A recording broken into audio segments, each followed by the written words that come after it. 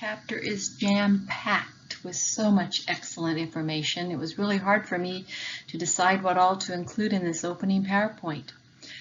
Today's adolescents grow up in a very conflicting environment about sexuality. This is likely because they were raised very conservatively when it comes to sex education, possibly both even in the home and at school. Yet they have unlimited exposure to sexual information through the internet and media. Children want love, they want to appreciate their sensuality, they want to engage in behaviors that adults do. They are so curious about sex and about what adults know. So we have to be sure to provide them with factual details at age-appropriate levels. So this chapter takes you through the beginnings from birth to age 2, clear through adolescence. So let's just briefly go through some of those stages of development. From birth to age 2, we know that physical development provides children with fully equipped sexual functioning at birth. Ultrasound has shown that male fetuses have erections in the uterus and that female babies are capable of vaginal lubrication from birth. So we start out with all these physical capabilities. At age 2, when the toilet training process is going on, that leads children to a very great interest in their own body genitals and body functions. So they start to have questions and they start to explore what it's like to be a boy or a girl. They're very curious about their bodies, so genital touching is very common. The parental reaction is so important because parents who are tolerant teach their children to respect and take pride in their bodies, knowing that this is normal. Setting a socially acceptable limit to touching genitals can be one way parents can teach responsibility. So if a child starts rubbing on a diaper or other object, teach them that it's okay in private but not in public. Child sex play often begins with exposing of the genitals, touching and even rubbing against each other. Again, don't freak out. The best thing to do is to acknowledge the behavior and then redirect their focus in a more positive way. Sexual knowledge and attitudes. Today we have such an environment that surrounds secrecy. In other words, parents don't know what to say to their children. They don't want to say anything.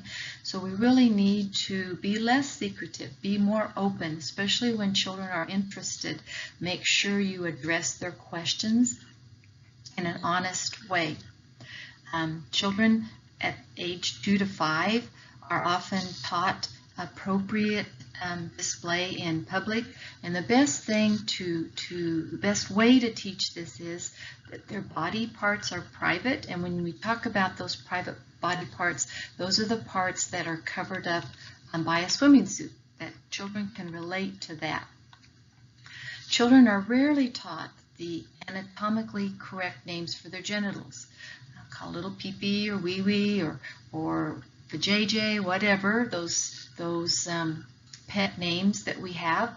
We need to call an ace and a spade here. So a penis is a penis and a vagina is a vagina.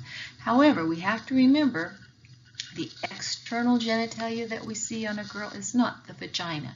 It is collectively called a vulva or pudendum. Often boys are taught more about the penis than girls are taught about the vagina or clitoris, which tends to discourage girls from learning more about their sexuality. So we need to treat the genders equal in this category. Middle childhood to preteen, which is ages 6 to 12.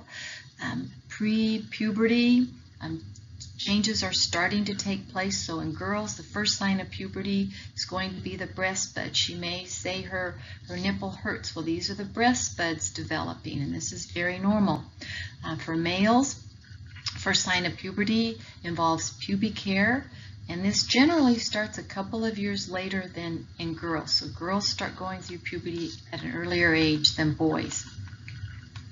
The adolescence begins anywhere from age 12 and goes all the way through 18 or even 20 for some. Basically, it's defined as the onset of puberty and the emotional and cognitive reactions to puberty. Lots of big changes in the area of physical development. Biological changes take place in virtually every body system. Maturing early or late can be awkward for some adolescents. Usually it's less embarrassing for boys than for girls. Sexual behavior. There's a lot of experimentation that goes on. Some choose to abstain from this. It depends on their background, what they've been taught. This chapter covers that. Although the perception today is that today's youth are sexually reckless and promiscuous.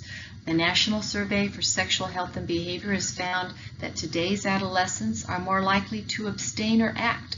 So we have a perception that does not fall in line with reality. Masturbation. As boys and girls enter adolescence, masturbation sharply increases and orgasm becomes the primary goal. This is a more prevalent pattern with boys, but it does happen with girls as well, especially in a society today where masturbation is seen as acceptable. Abstinence. The Sex Information Council of the U.S. promotes abstinence until adolescents are physically, cognitively, and emotionally ready. How often does that happen in today's society? Sometimes, yes, but media is going to tell us that it doesn't happen very often. Again, maybe that can be misleading. Contraception, pregnancy, abortion. Approximately 80% of the U.S. teens use contraception the first time they engage in sexual intercourse, with condoms withdrawal, which can be dangerous because it's not that effective, and the birth control pill being the most common method. So they need to be taught about these. They need to be taught proper use, risks, effectiveness rates. We also know today that the use of emergency contraception by teens has increased. In 2002, it was 8%. By 2011 to 2013, it was 22%. Many are taking Plan B, the emergency contraception, even though they don't need to, as a way to either be used as birth control or just help prevent the risk, even though they may not be pregnant. STIs. We need education about this. Sexually active teens are at greatest risk.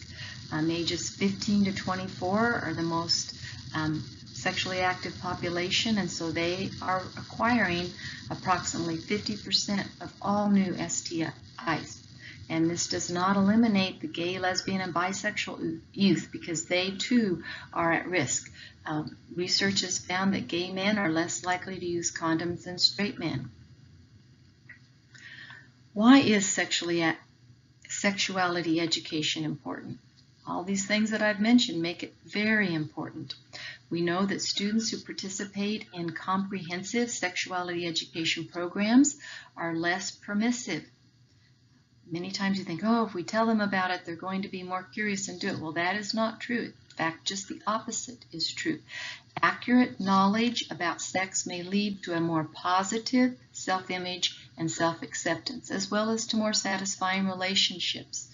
So we do not want to avoid or have questions appear to be embarrassing to us, because this just reinforces the idea that sex is secret, mysterious, and bad, when it is a very positive thing and should be seen as a wonderful thing in our life.